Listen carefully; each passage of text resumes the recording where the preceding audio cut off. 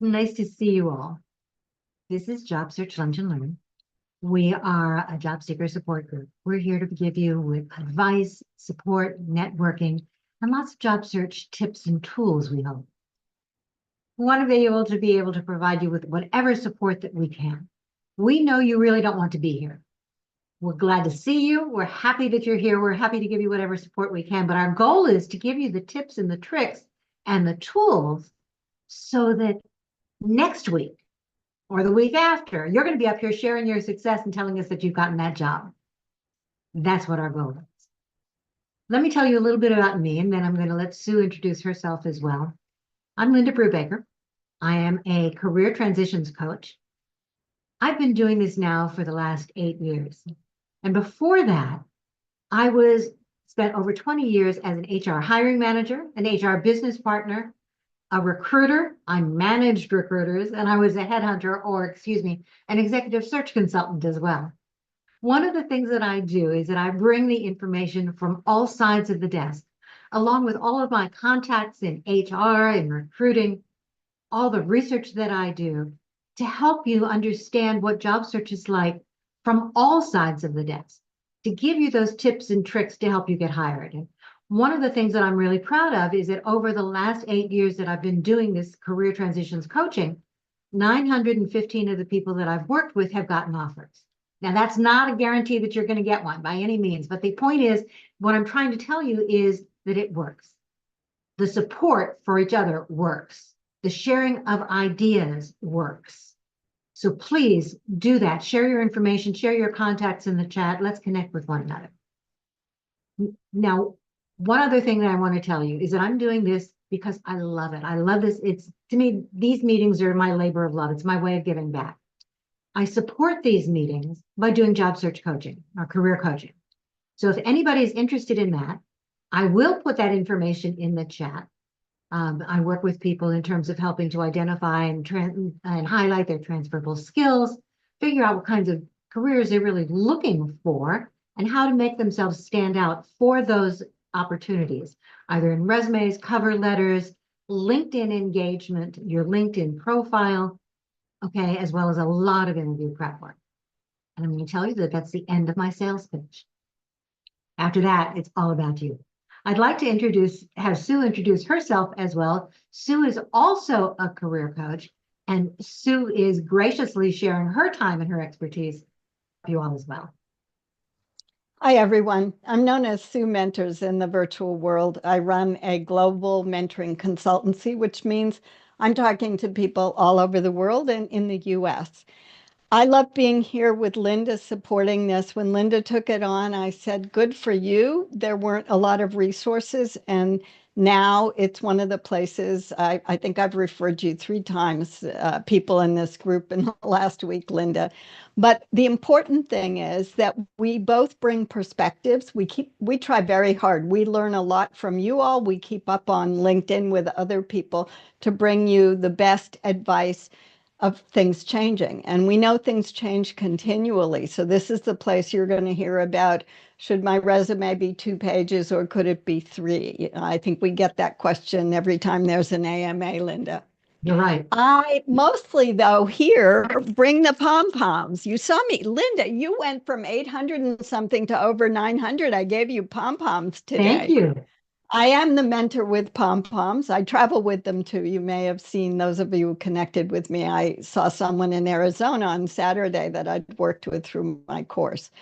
I'm happy to provide everything that I can. Please reach out to me. You don't need to put a connection message on, especially if it's after this meeting. But I also want you to know that I helped Linda keep an eye on the chat. And don't forget that the chat is part of your professional presence.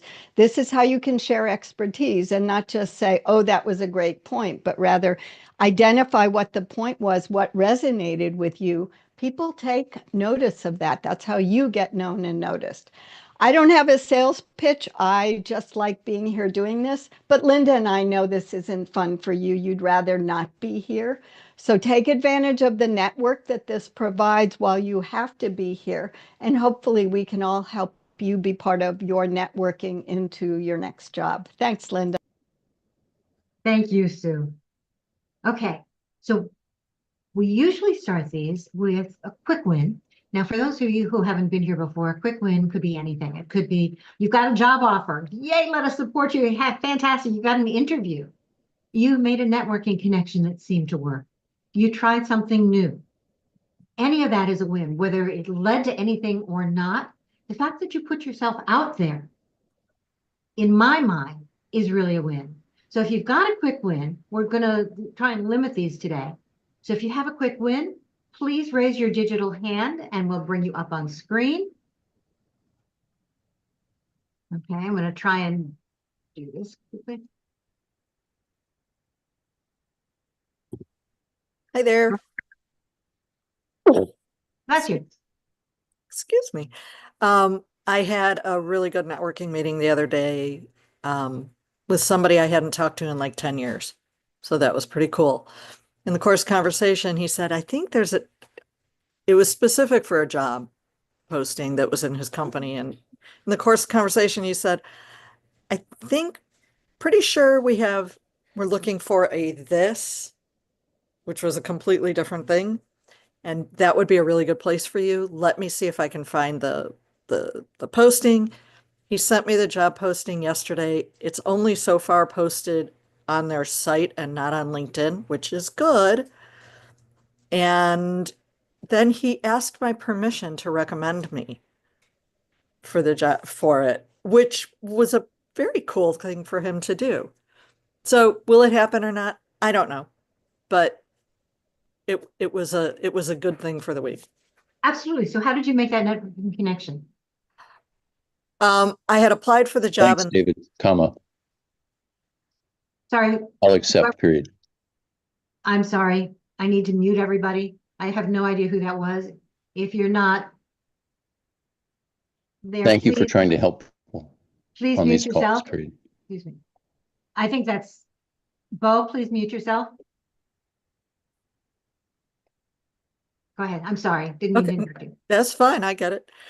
Um, I forgot what you had asked me. I asked how you made the networking connection. Oh, it's actually somebody I haven't talked to in probably 10 years, and I probably met him once when I was running a conference here in Chicago. Um, and I just decided I would say screw it and talk to anybody who might be, because what have I got to lose anymore? Right? I'm at 22 months of being laid off.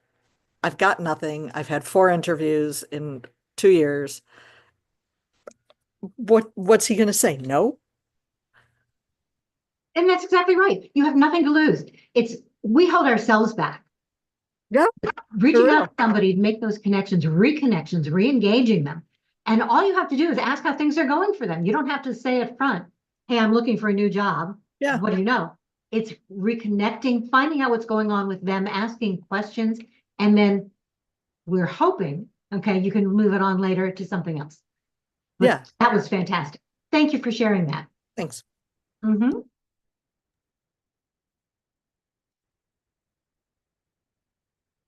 Good morning. Good Afternoon. morning, Linda. So I am happy to say that I will not attend this meeting anymore. Yay! Yeah, So tell us. thank you, thanks everybody. So my job search started nearly 6 months ago. So it has not been very quick progress, but making progress little by little. And in my journey, of course, Linda and Sue and everybody who has attended these webinars and some other webinars on LinkedIn and through LHH, who's my career consultant and so on, everybody helped.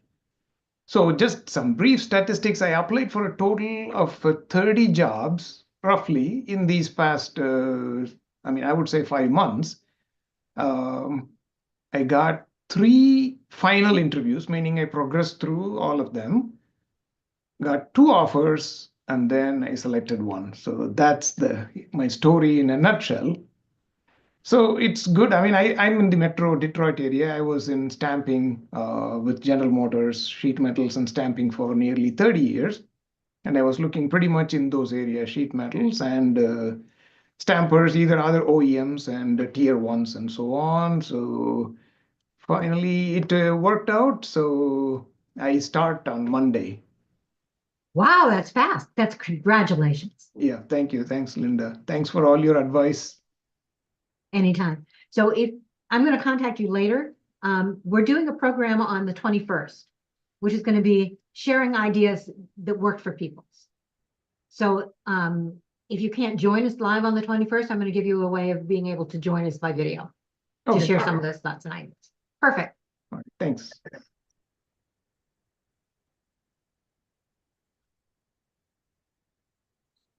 Hello, Tara. Good morning, everyone. Last week I had a telephone interview on Tuesday. They called me back on Wednesday. I went in for an in-person interview on Friday, and I will know Friday of this week whether or not I'm going to move forward with the job. It's a school district. It's working in their human resources department, and I would be overseeing something like 200 substitute or guest teachers. Wow. And they want to get this pushed through by the board meeting on May 20th, so they're moving very quickly. But I felt it went well, so fingers crossed. Okay. And how did you find this role? On LinkedIn, I didn't have anybody in the district. I didn't know anyone. I just applied, did a cover letter, and I got, reached out by the head of HR there, personnel. I think I did it on Thursday the prior week, and on Monday he reached out and asked what would be a good time to do a telephone screening, and move forward from there. So fingers crossed. Keep us posted. That sounds fantastic. Okay, thank you so much. Absolutely.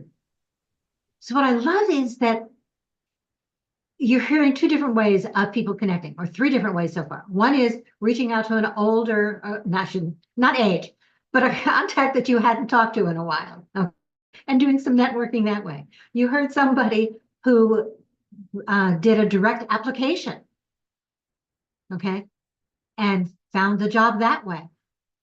Krishna, I'm sorry, I forgot to ask you how you found your job.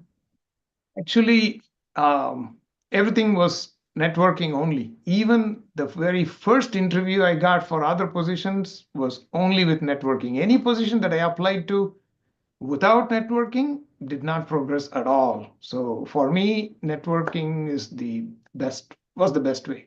Yeah. So what's nice is that you're seeing the differences. You're hearing a lot of things, and I'm going to tell you that some of it is stories, okay? Where people say the only way you get a job is through networking. That's not true. You get a job in a variety of different ways.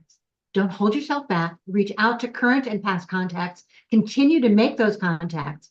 But what we're finding is in many cases that the direct application method works, whether you've got those contacts or not. I will tell you that over my entire history, the only way I've gotten jobs has been through direct applications. Most of us, that's true. For many of us, those networking contacts, unlike, some people where they say, can we walk your resume down the hall? Would you be okay if I recommended you? In many cases, those networking contacts will give you additional information about the job. They'll give you other people you can talk to. But don't wait until you know or have one of those contacts before you apply. Get your materials in immediately or as quickly as you can. Tailor them to the job and use those networking contacts to help support you. If they can walk your resume down the hall, that's fantastic. That's added proof. That's an added way of getting to the hiring manager. But you don't have to wait for that information before you go ahead and apply. Okay. The direct route of getting that networking contact to actually make that referral, walk it down, and get you the job that way is much lower than the networking contacts who are giving you that added information and support, even if it's just telling you more about the company. And we are finding that the direct application method absolutely, positively works. So please don't hesitate to do that. Okay, sorry for my little spiel. Hello there, Stacy. Hi. Good morning. Can you hear me? We can. Okay, great. I have an interview or back-to-back interviews early Friday morning. I actually kind of didn't think it was going to happen. I was kind of feeling pretty low about it. I originally had a contractor reach out to me from LinkedIn, talked on the phone, good conversation. He said, we'll be in touch. Didn't hear from him. I touched base. He said, oh, I don't have anything right now. I'll find you when I do. Great. Then I happened to see something a few weeks ago and I thought, I like this. I'm interested. I would like to, I would like to interview for this. So I reached out to him and said, hey, I found this one. I'm interested. And then he said, great. And then weeks have gone by and I started to think it was kind of like they're just messing with me because it was, yeah, we'll present you. And then days later I wouldn't hear anything. And then I kept following up and I was on that fence of, do I follow up? What do I say? And so I did. I reached out and said, hey, hadn't heard back from you. He said, yep, just waiting for them. And then he, days went on, maybe a week. And then I got, oh, yep, here's some days and times. What works? I said, they all work. I'll work. I'll go to all of them. Sure. Sounds great. I'll make myself available. And then he said, I'll get back to you later today. That was on Thursday. So on Monday, again, followed up and said, hi, remember me? Like, I don't even know. I honestly, I don't even know what I'm supposed to say. Like, I use ChatGPT for how do I even respond at this point? And he said, you're going to get a meeting invite today. I'm waiting for the invite from the company itself. And I said, oh, great. And then at 5:30 at night, I finally got the invite. And he said, they're going to move really quickly, which almost made me laugh. It was a good thing I was on mute because this has been weeks. And he said, they're going to do back-to-back, like 3 hours worth of interviews on Friday, and they're going to make a decision just like that. Wow. Now, is that true? Who knows? I mean, I don't know. I don't know. I think it's a little challenging because the consulting firm they're on the West Coast and the company's on the East Coast. And I live in South Texas. So every time he talks to me, he says, can you help me with the math? They said 6. Is that 5, 4? What time is it there? And I'm like, okay. So I'm really hoping it is at 8 because my invite says 8 and it does say Central. So I really, really hope that I have the times correct because this guy cannot do time math. So crossing my fingers that it goes well, and I'm trying to stay positive because it's been a little over 5 months for me that I've been looking, and it's not exactly what I want. It's a contract for hire, which I wasn't even considering up until a few weeks ago, and I decided I'm starting to hit desperation. So I think I'm gonna go for all of them. And you should, because you never know what's gonna really work. And Linda, like every single thing that you've said and told me to do, I've hesitated and I haven't listened to you right away because I somehow in my head, I twisted into, I don't know, maybe I can't do that. I don't know. But you've been right 100% of the time. Every single piece of advice you've given me personally or to the group, you've been spot on, and I should have listened to you. So if you're not listening to her, don't second guess her. Don't think that you might know something better. Don't hesitate. Go after everything and listen to every piece of advice because she's been spot on every time. Thank you so much. That really means a lot. You can write that in a post on LinkedIn or I think I will, because I have this something in the back of my head that just I always hesitate when people give advice, and I always second guess it, and I don't know. It's my personality, and my son has joined me in the unemployment world, and he said, "Mom, I have advice for you." And I said, "Great, you're how old? 20? How many?" Like, sure, give me your advice, young person. And he said, be as confident and positive in yourself as you are of me. Perfect. And that's great advice for all of us. The other piece of advice is don't hesitate, just go for it. Yeah, and that's the thing. I've been nothing to lose. Even another person had reached out to me and said, here, I think it'd be a great fit. What do you think? And I said, oh no, thank you. I'm not a good fit. He came back and said, unlike every other person, he actually said, why not? And I said, because they're asking for A, and I've only had training with A. I don't have any real life on the job usage of that. And he said, fine by me. I don't care. I'm submitting you. I feel good about submitting you to this firm. So. And the point is, you don't have to have the experience in it if you've got the training. Yeah. So for those of you who are making those switches, add that training, talk about that training is one of your skills. Okay. You're excited to be able to use it. It works. It truly works. Yeah, Okay. because it's I'm in IT, so there's a tool that does XYZ. There's 5 vendors that make a tool that does the same thing. It's just the words or the way it's organized. It's just different.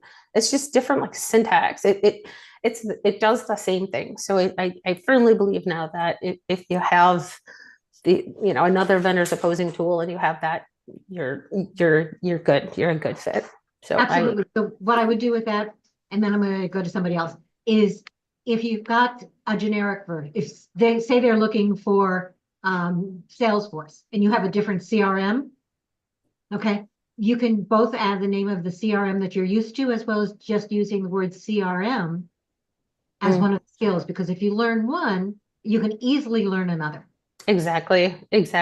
And I took it so far as to actually take this tool that this company uses, and I went and did training. And then I thought, okay, how do I push myself further? And I went and did a project with it. I actually picked up the tool, went and actually did my own project. So I actually have my own hands-on experience. I had to cough up a couple of dollars to, spin up some stuff in AWS, and it was well worth, the few dollars I spent for it. So, All right. yeah. Linda, can I jump in? Sure. I'm sorry, because it's really relevant to Stacy. We as women, sorry guys, this is not for you. We as women tend to not apply for jobs unless we fit the job at like 95%. We tend to say we don't have all the requirements. We don't fit it very well. So we're either not going to apply or it's not for me. And we need to just stop doing that. Men will apply for a job when they fit 65% of the requirements. Now that it's a little bit different now because the market sucks so bad. So all of that gets raised. But you are not a straight out of college noob in IT. You've got years of experience and you need to confident that, like your son said, which made me cry. Thank you very much. Yeah, he does it to me every time I talk to him. He makes me cry, and he said, My kids do it too. I get it. He said, if you thought half as much of you as I think of you, you'd apply for every Exactly. job of you'd be running companies, Exactly. But we as women, we need to just stop that shit Yep. and move it along because we are way better than we're letting on. And So you're absolutely right. So, and I'm going to tell you that I used to tell people that if they had 65% of the requirements that they should apply, I have raised that now. So I'm now going to 70 to 75%, but they can be the generic. And if you're worried about how to do that, let me know. Okay. We'll absolutely make sure that we can show you how to do that. But the idea is we want you to get yourself out there. Companies are looking for unicorns. They're not going to find one. So we want to make sure that they know the information and materials that you have, because you all have great skills and we want to make sure that you showcase them and get them out there. I actually had someone send me an email that said, the usual, oh, so thank you so much, blah, blah, blah. And inside this email from an actual human who signed her name, she said, while I was extremely impressed with all your skills, and you have 90% of what we're looking for, I actually have a handful of people that meet it 100%. And she said, I'm keeping you on file for, and I just kind of laughed and thought, yeah, see, that's why I always hesitate. That's why I hesitate, because I keep thinking like, yep, there's gonna be people they've got it all magically somehow. You know what? You don't know until you try. Yeah. So don't hold yourself back. We're our own worst enemies in that regard. Don't hesitate. Just do it. Just make sure that what you're sending is extremely targeted to the job you're looking at. Okay. And that really helps. Okay.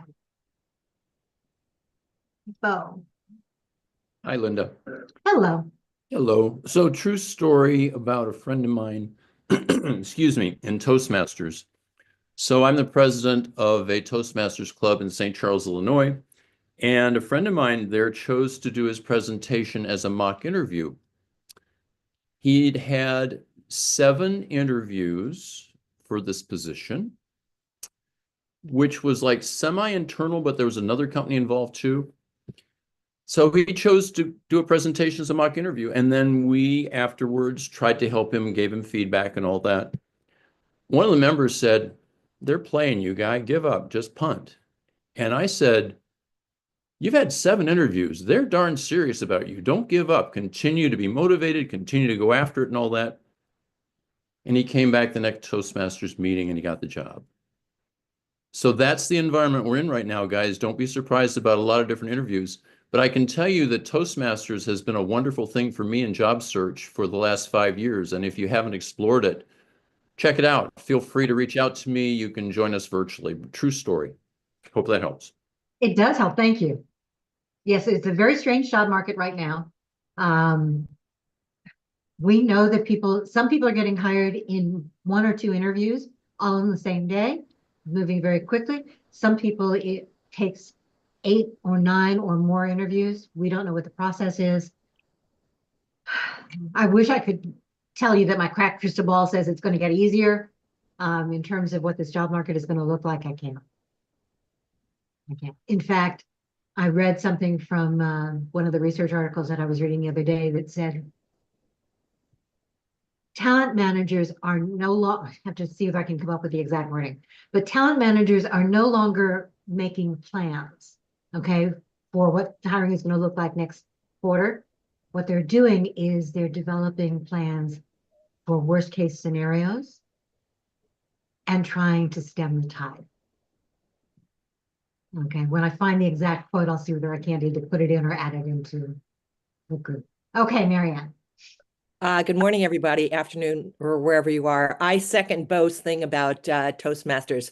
You just got to think on your feet a lot of time, which I have been trained to do. I'm talking. Oh, lower my hand. Yes, sorry, all these pop-ups. I've been trained to think on my feet because I've worked in so many law firms.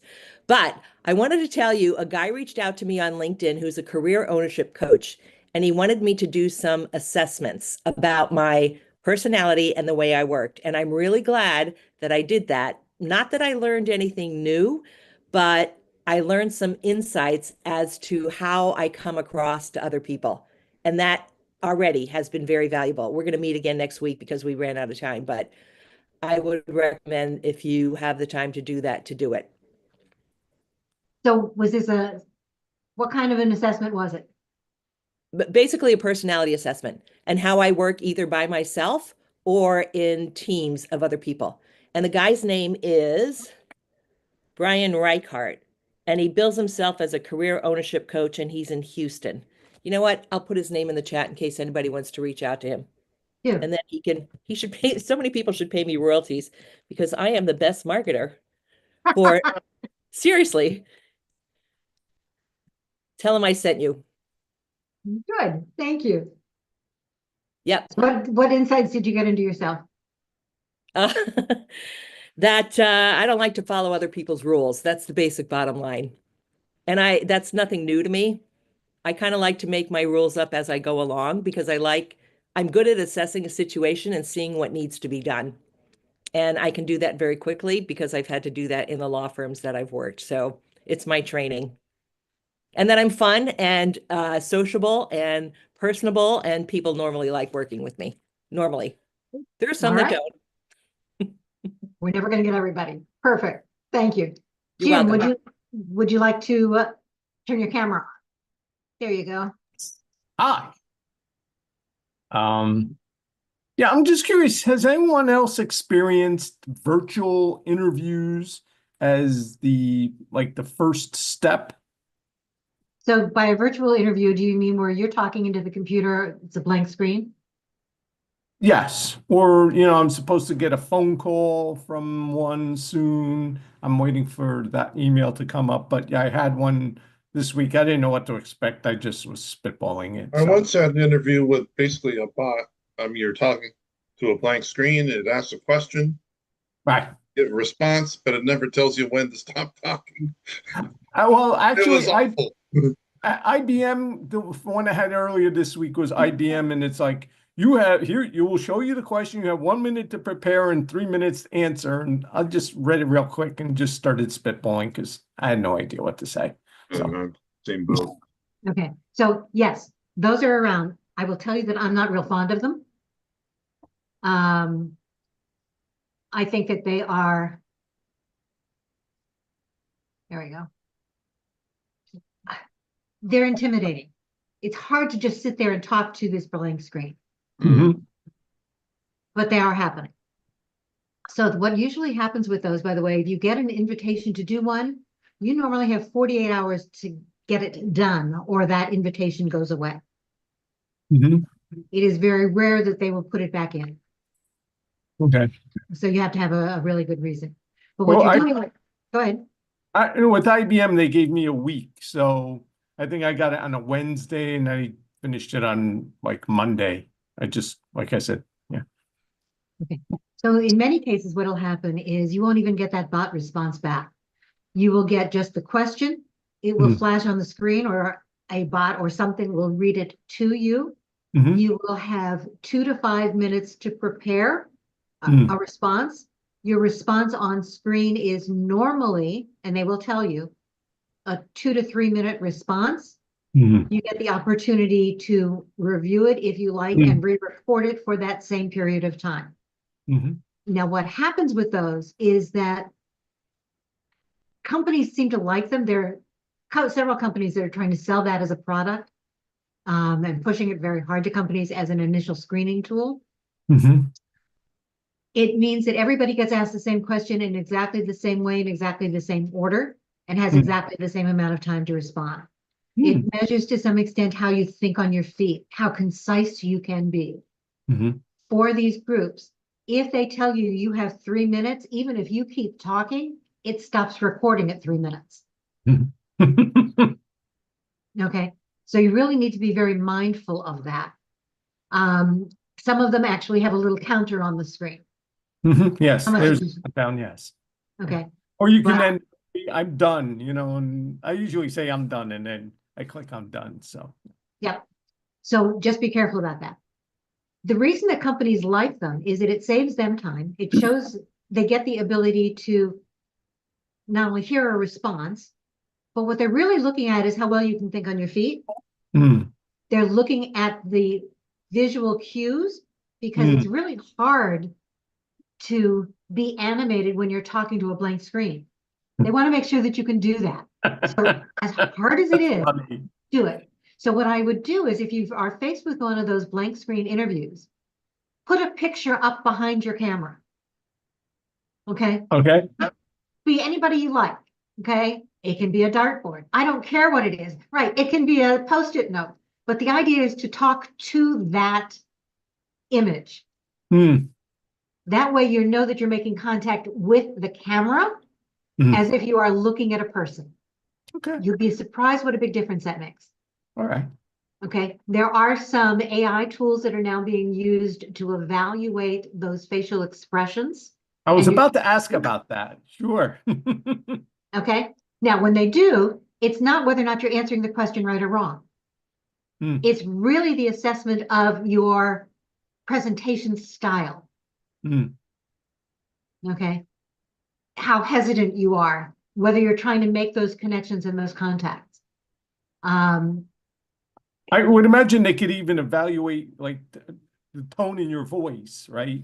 They can really take the whole thing apart. Yeah. Absolutely. So make sure that you are trying to connect with the camera. I think that personally, both as a recruiter and as a coach and a hiring manager, I think they're terrible. But I'm not the one in charge of those. When I was hiring, I always told my managers not to use it, because I think you're not getting the right information. It's really much more about how you face intimidation than anything else. But the Okay. idea is to make sure that you are answering the questions to the best of your ability. It's a lesson in learning to accept the silence and not to try and over talk. Mm. Okay. Because here's one of the things that people forget, is that more people talk themselves out of jobs than talk themselves in. Well, the one I'm waiting for is from a company called Apex Systems, and they have a virtual recruiter called Riley. They gave it a name. So that's the one I'm waiting for next. Hmm. So that's the tip that I have for that. Oh, thank you. You're welcome. I just had a question about these bot interviews. So is it like another form of an ATS? Does every interview get listened to by a human? Or is there a program where if you didn't answer the question correctly, or you spoke too long, or they didn't like your facial reactions, that the bot could decide not to move you forward? I wish I could give you a good answer to that. Okay.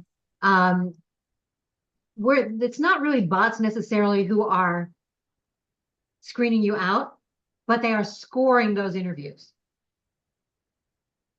and giving the hiring team that kind of information.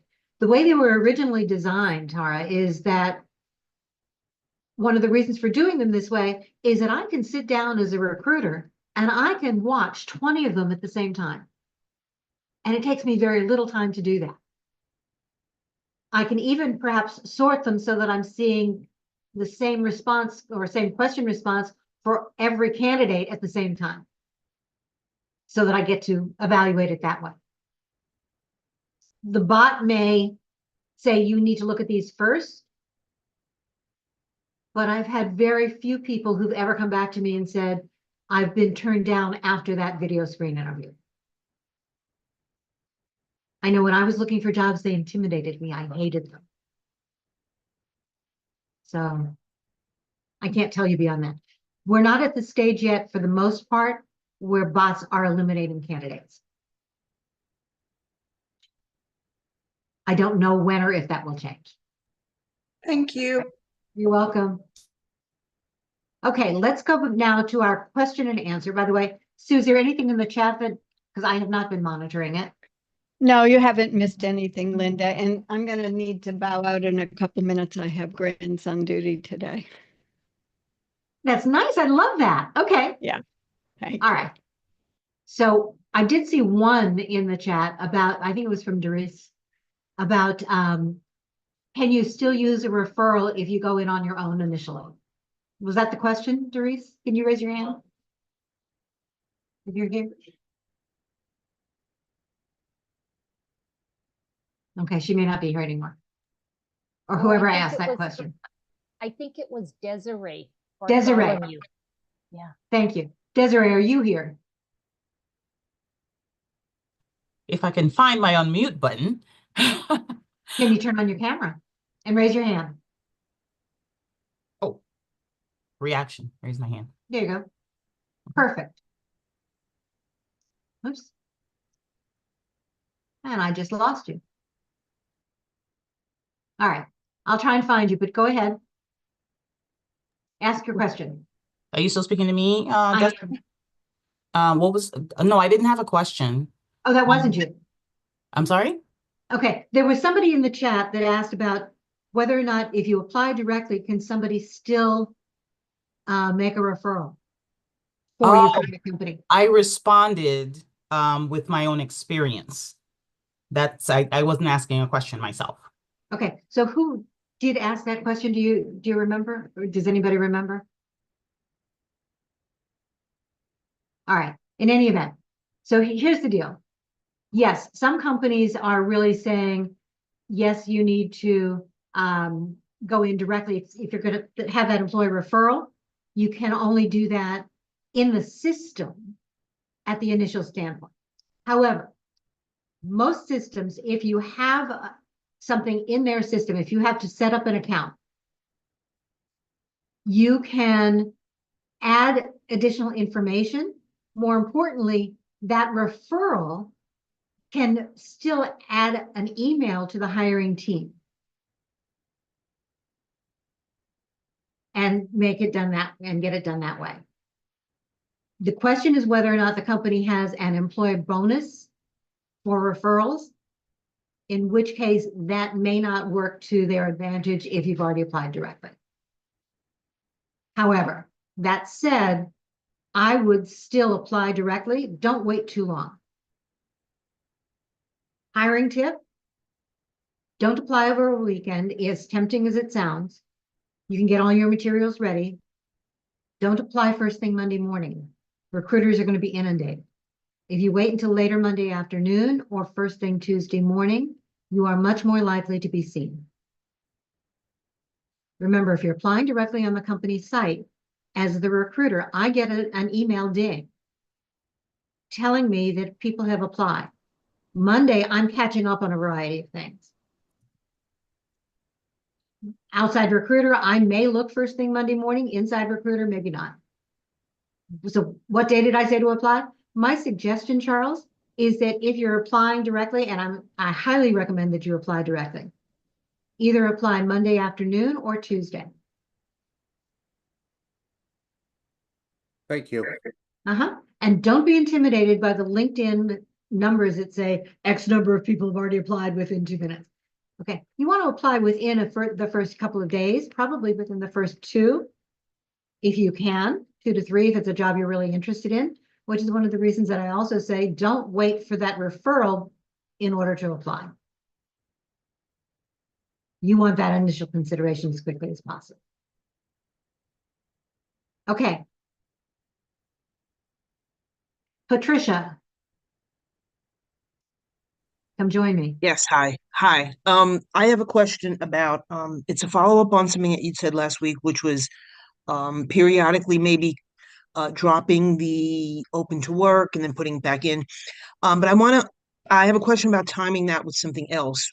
So I've started this volunteer job. I mean, I've been volunteering at like a food delivering food, but that's not like a field that I'm going want to go into. But I'm volunteering doing actual work, like the kind of work theoretically I should be paid for. But anyway, and people post from this organization, people do post that they, I'm happy to announce I started a position with, so should I take off the open to work, post that, like, how should I time I all would do that? it both, actually. So one of the things that I would do would be to add that volunteer work as a job, an experience, okay, on your LinkedIn profile, Okay. including talking about the kinds of things you're doing, adding the skills that you're being able to showcase in that. But the first thing you're going to say is, while looking for my next job as. In announcing the Yep. volunteer Not work. only Okay. while announcing it, but also in The description. listing the experience on LinkedIn. Okay. Got it. Okay. You can still keep on the open to work banner Okay. Okay. because you're still looking for that next real job. Yeah. Okay. So, okay. So maybe I misunderstood this. The theory of kind of taking it off and putting it back on was kind of generating some notifications to your network. So that's still a valid thing, but I can do that later. Okay. Absolutely. Got it. So for those of you who weren't here last week, I do recommend the green banner. If you are not currently employed, use the green banner. It showcases that you're looking to a variety of people. In fact, one of the things that we are finding is that recruiters, especially those that work for companies, but outside recruiters as well, they look for people who have that green banner when they're pulling up candidates. And one of the reasons they do is that they know that you're willing to take a new opportunity, that you're more likely to be able to answer their call. We know that they are more likely to reach out to you, and we know that your network is more likely to reach out to you if you have that green banner up. So please put it up. The reason that I'm telling you, though, to take it down, even if it's just taking it down for an hour, but take it down perhaps on a Saturday night, put it back up on a Sunday morning, take it off for a couple of hours over the weekend and put it back up, is that every time that banner goes up, it triggers the LinkedIn algorithm and you come back to the top of the feed. You come back to the top of the search engines. So you can do it as often as once a week, but if you're doing it as often as once a week, I might not keep sending that message back out to everybody, okay? The other thing that I suggested, though, is that open to work banner is really important, but in that generic post, it has the hashtag open to work. Take the hashtag out of the post. That hashtag open to work, yes, it shows up in the banner, but it's a graphic, so that's not searchable. Okay. The open to work is, but the hashtag is not. But if you have that hashtag open to work, there are so many, unfortunately, bots and automated systems, even though LinkedIn says not. But people who set up an alert that says, if you've got open to work, I'm immediately going to spam you. Okay. We're finding that you get much less spam related to your job search if you take that open to work hashtag out of the post. Thank you. Thank you. Uh-huh. Thanks. Absolutely. Next question.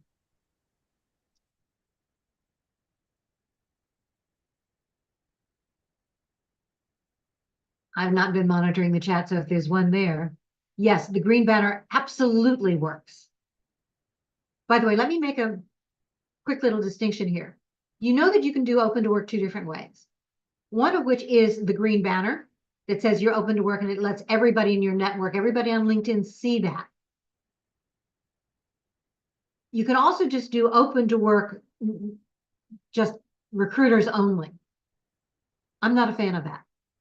And here's why. Number one, it doesn't increase your visibility in terms of the entire network.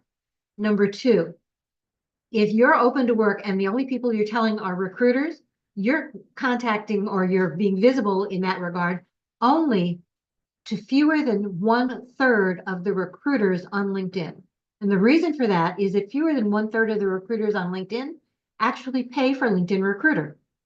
And if you're not paying for LinkedIn Recruiter, you won't get that message. So there's nothing to be shy about. You're looking, let people know and help. Yes, Trip. Quick question, kind of going back a little bit to the raising the threshold of what you apply to. Is there any downside? I know we're going to get our jobs through networking. Is there any downside, though, to applying to lots of jobs still? Is there any negative out there in a little bit of that spray and pray, if you will? So if you're spray and pray, don't do it. Does If it? you're sending spray and pray, in my mind, and I don't know how you're defining the term, but to me, it's sending out your same resume to everybody, regardless of what the job looks like. Don't do that. Yes, if you're looking for a job and you meet 65 to 70% of what they're looking for, tailor that resume and send it. Don't wait for your network. Networking is great. Networking can help, but you should be doing networking all along, especially for your target companies. Yeah, I am doing the networking. I was just curious because I've tried to apply to a lot of roles and not sure if I'm overdoing that and it's somehow hindering my progress or. It will, because you're going to get very frustrated. If you're applying to 100 jobs in a week, you're spraying and praying. You're saying, here I am, find me, you figure out how I fit. The problem is that there are so many people doing that, especially with the layoffs, especially because we've got a lot of people who are using AI or bots to apply to any job that's out there. Hiring managers, recruiters, they're much too busy to do that. If you're sending out those spray and pray resumes, forgive me, but you're encouraging companies to employ an AI tool to help sort the resumes because they don't have the time to do it on their own. Okay. Easier you make it for me, and I'm serious when I say this, the dummy on my side of the desk or the screen, to figure out how you fit my role, the better off you are. I would much rather you apply for many fewer jobs, but do it well, than spray and pray. And follow up, if I may, how long do you recommend spending tailoring a resume for a given job? That really depends on the job itself and the kinds of moves that you're making. So if you're making a career transition from one area to another, as an example, then you may want to spend more time because you have to showcase exactly how you're making that fit. And I would do that not just at the top of the resume, but at the bottom. As a recruiter, I'm going to look at your resume for 2 to 9 seconds to see how much more I want to see. So you really need to, in journalistic terms, above the fold. The first third to quarter of your resume needs to really match the job as much as you can. Show me the skills you have to match that job, not everything you've ever done, I want to know what you can do for me. So Makes take, sense. okay. And the more you tailor it to me, the more likely I am to go beyond those 2 to 9 seconds. Awesome. Thank you. You're welcome.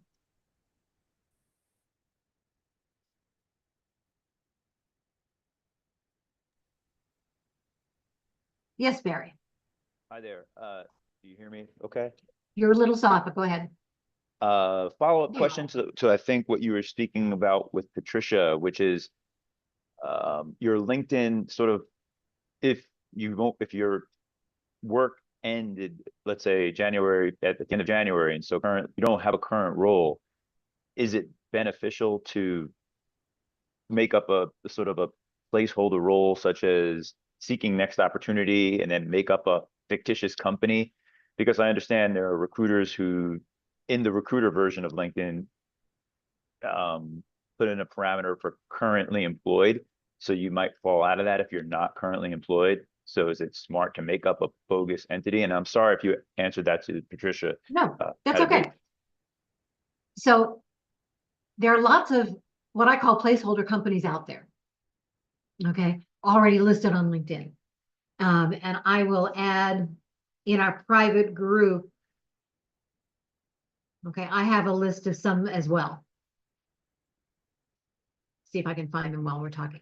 But in addition, one of the things that you should know is that it's not just LinkedIn Recruiter who does that. It's not that they're looking for currently employed. It's that the LinkedIn algorithm, unfortunately, pulls you higher to the group or higher to the list if you have a current employer. So if you lost your job and it's been less than 3 months, keep the old date on it.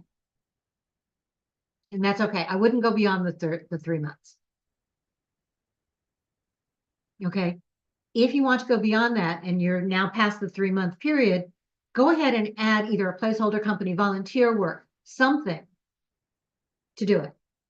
The reason that I have that 3 month in my head is otherwise you look like you're lying when you're talking to people, because on your resume, you're going to be very clear when your ending date was. On your application, you're going to be very clear when the ending date was. You can explain 3 months. You can't explain 7. So if you say that you're still working in a company 7 months after you actually left, that raises red flags. Did that answer the question? Yeah, and you said that you're going to post like a name of like a list of fictitious companies or things to put They're if not you're really not fictitious companies. volunteering. They're already on LinkedIn. I call them placeholder companies. But all you have to do is when you're going to LinkedIn doing a company search for open to work or open to opportunities. And there'll be a variety of them out there. Thank you. That's helpful. Okay. Don't worry about where they're located. If you want to set up your own company, you can do that as well.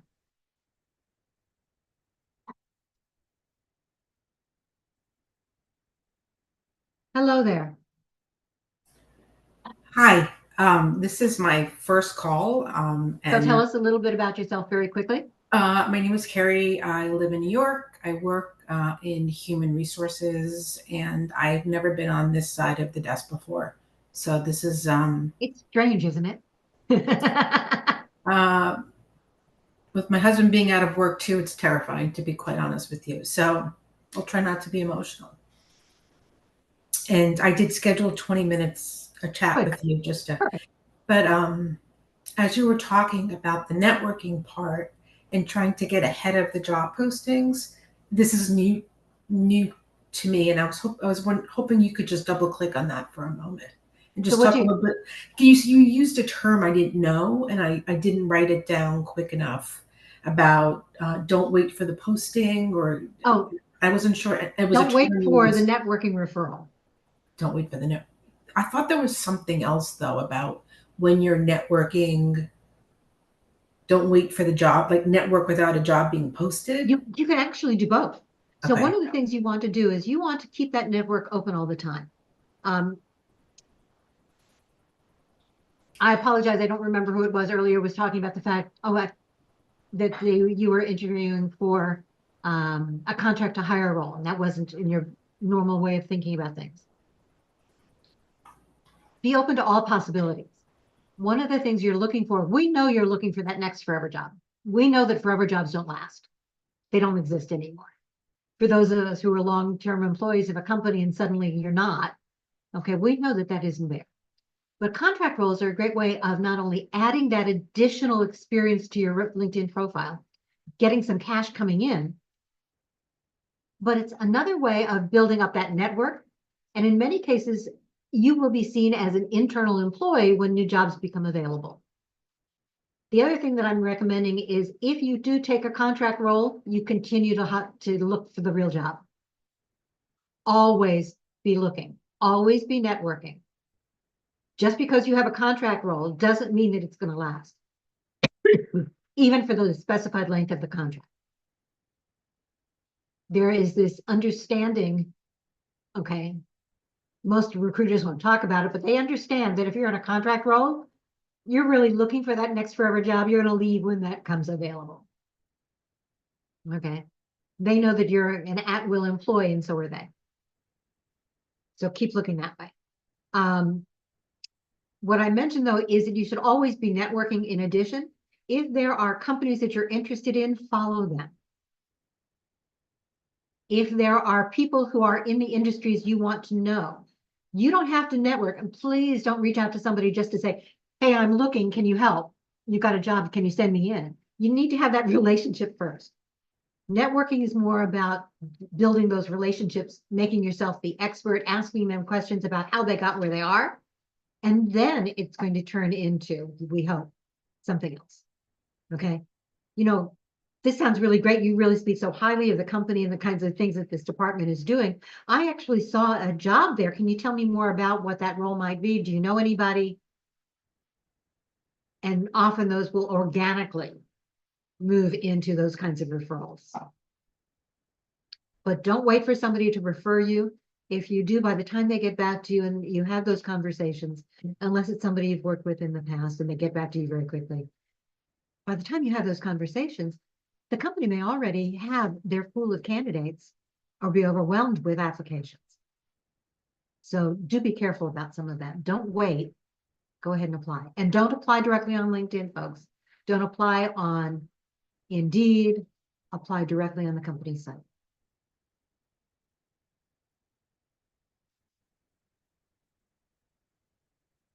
Carrie, where are you located? Long Island, but New York City. Okay. Got it. Okay. So everybody, remember your LinkedIn URLs. Let's go ahead and connect with one another. I'm on a free account. Many of you are as well, and that's a good thing. But the idea is you only have 5 connection requests a month, or connection request messages a month. You can send out connections all you want. So connect with each other. With me, you don't need to include anything with a note, just as Sue said as well. Thank you. Okay. Welcome, Carrie. Sorry you're here, but we're glad you're here.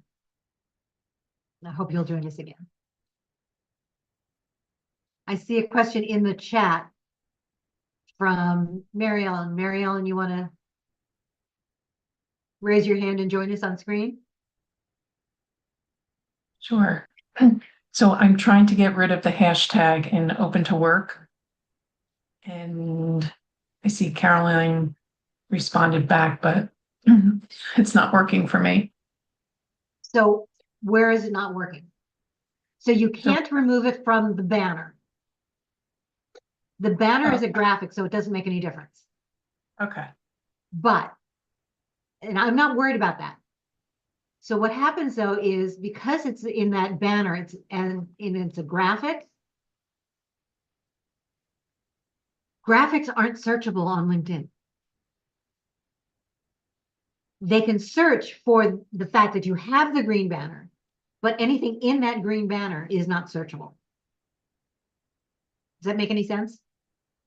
So that hashtag, so in the green banner, it says open to work. Right. Okay.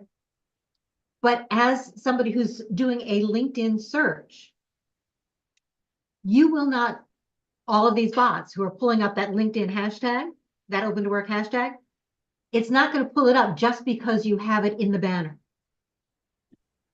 Because it's a graphic, I can search for open to work as a recruiter, but I have to do some additional things. More importantly, I'm going to be able to see that you are open to work when that you pull up in my search. But that hashtag in the post itself is what's really important. So when you're doing that generic, I'm open to work, when you put up the banner, it will include in the wording in the post that open to work banner. Okay. Got it. Or that open to work hashtag. Take that off. Right. Got Okay. it. Thanks. You're welcome. Next question. Oops. It's not what I wanted to do. There we go. Do we have other questions? Okay. There was In the one chat, somebody else is talking. There was I one missed it. from Carolyn Minahan. Carolyn, thank She you very has- much, Sandra. Carolyn, can you raise You're your welcome. hand?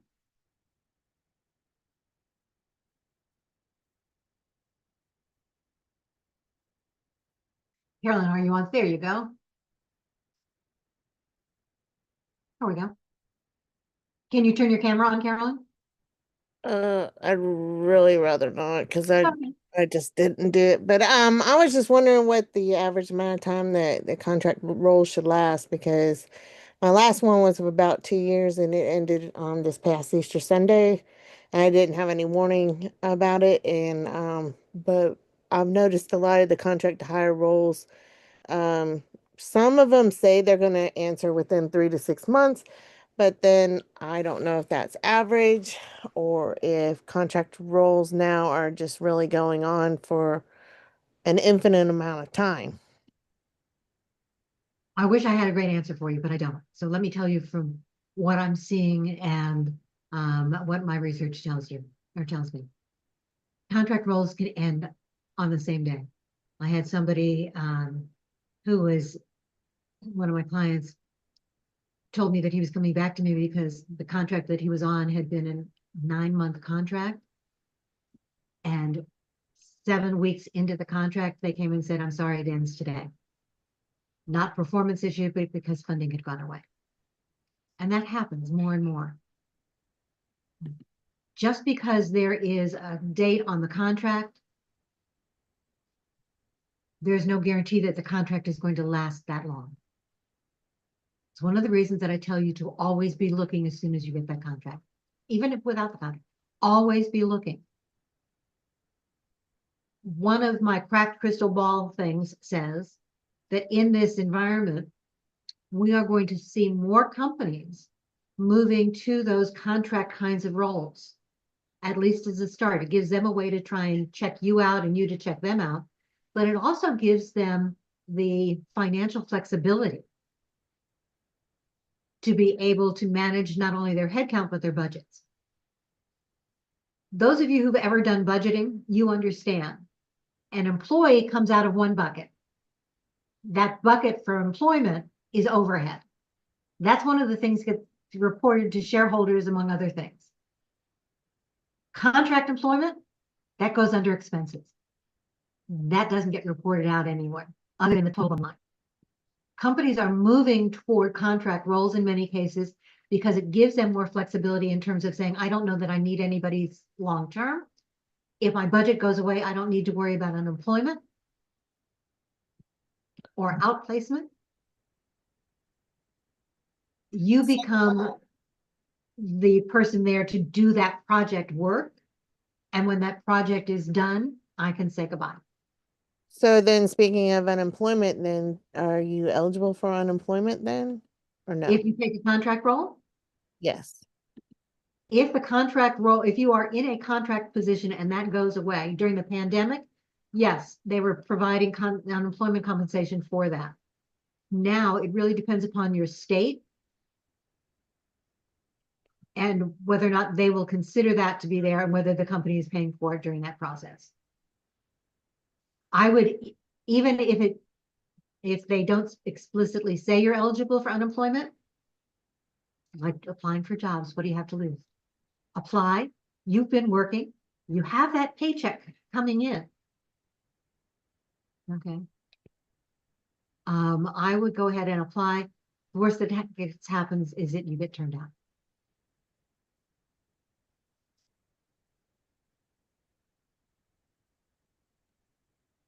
I just wanted to share my experience. I've had permanent positions or been a permanent employee, permanent, and contractor in IT over the years, and it's vacillated.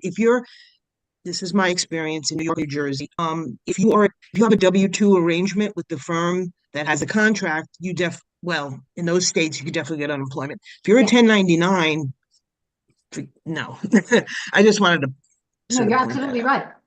And that's an important distinction. So if you're going onto a contract, ask if they can pay you as a W-2.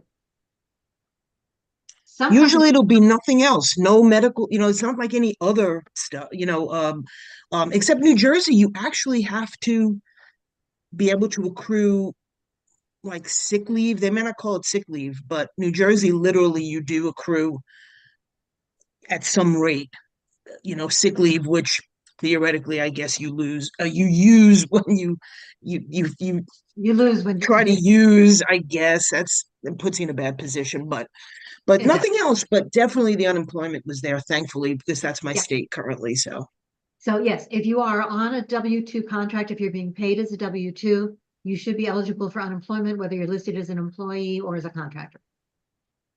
Yeah, Yep. Okay. But again, you have absolutely nothing to lose by applying. The company can come back and say, sorry, you can fight it.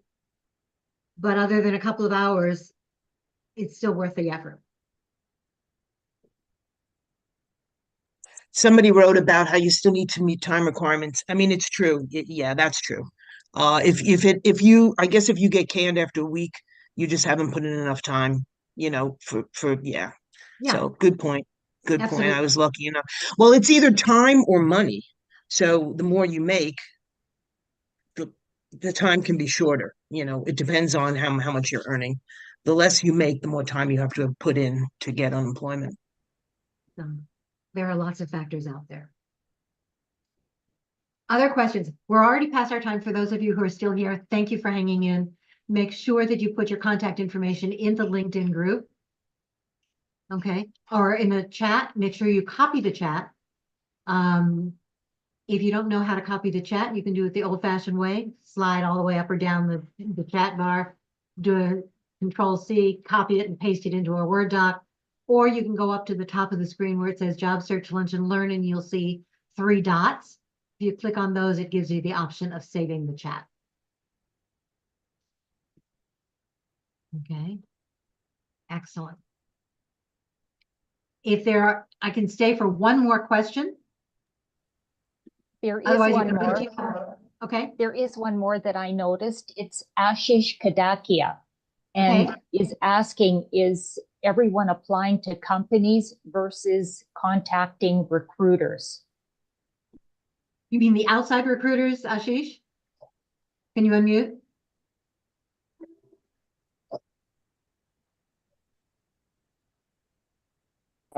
Yes, yeah. So there are, hi. Thank you, Linda, for doing this wonderful thing.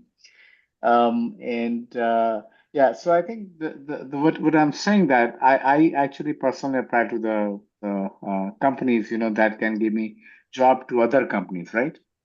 And those are the contractors. So I'm asking if people are applying to the companies directly, for whatever profession they're applying, or they have to go through some middleman.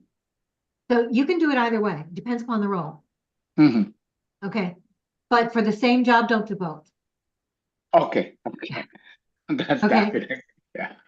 So if you're going in through a recruiter, an outside recruiter, only go in through that recruiter. Okay. So which is more successful approach actually, right? Because let's say the full-time job, for example, give you different benefits of the contract versus the contracting. There are some middlemen. They approach me, right, for the full-time job also. And those are hired by the company directly, So I'm actually, and then the rate are drastically different sometimes, Yes. right? And then for this, yep, go ahead. yeah, and for the same job, the different contracting company comes with a different kind of rate, right? So that is there also I have seen. So there are a lot of discrepancy I have met actually while my job searching is going on. Okay, so one of the things that I'm going to tell you, and then I'm afraid I do have to go, is that you should only go in once. Don't allow more than one outside recruiter to present you for the same job. Okay. That really could be an almost automatic screen out. And the reason for that is more company policy than anything else. They don't want to go through a legal battle as to who gets the commission should you get hired. Okay. Okay, so don't go in on your own and then have an outside recruiter present you for the same position. Don't go in for more than one outside recruiter presenting you for the same role. Always know who the company is before you allow an outside recruiter to send you in. Always require that they get your permission before they send you in. Okay. Okay. Because there are many cases that are standing and then they say no. And I've seen the cases that I send my CV to them and then there's a first interview, right? But then they don't have a second interview. And that happens. Yeah, and the first interview went very well, put that way. The second interview never happens. So there are few scenarios I've been facing, but anyway, I'm keep trying. Thank you, Linda, for this So as a reminder, wonderful group. Yeah. yep, as a reminder, folks, outside recruiters don't work for you. Yes. The only way they get paid is if they make a placement. Yep. And in this economy, those outside recruiters, there may be 5 to 10 different outside recruiters or more, all working on that same job, all hoping to get that commission. So they may talk to a lot of people before they send you in because they can only send in 3 to 5 people and then they're done. Yes. Okay. So when you remember that, you need to be very selective and they need to be very selective. If you find an outside recruiter that you really like, that you're working with, send them not only a resume for that job, but send them a note that goes along with it saying, if I'm not a right fit for this role, I'd love to be able to send you a generic resume. And let's talk about future openings as they come up. And then follow them and continue being in contact with them the same way. Okay. Thank you very much. You're welcome. Okay. Putting on my hiring manager hat, my recruiter hat, if I can hire without going through an outside recruiter, I'm going to do that because it saves me 20 to 30% of whatever it is the salary that I was going to pay. Just saying. It's one of those reasons that going in directly when you can is not a bad idea. Okay. I'm going to end the meeting. Thank you all. Sandra, thank you for chiming in and helping me to monitor things. I really appreciate that. Sandra is going to actually be our speaker on May 28th, talking about using some AI tools to help uncover the job market.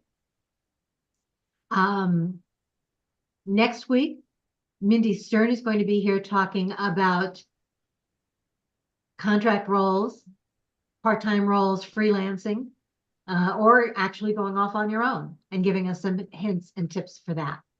On the 21st, we are going to do a round robin discussion. Tell us what's working for you. Share those ideas. If somebody has a question, I'm having trouble doing this, we're going to give them answers based on what's working for us. So that's what's happening for the rest of this month. If you have ideas for other topics you're looking for June and moving forward, please put them on a private group, DM me, email me, or put them in the chat with the word idea all in caps, either for a topic or a speaker, and we'll make sure that we get those included as well. We're going to do another one of these Ask Anything kinds of conversations on the first Wednesday of every month. So that's there, but we want to make sure that these sessions work for you. So the more information you give me, the more advice, the more information and support you can give one another, the better for all of us. Anything else before I go?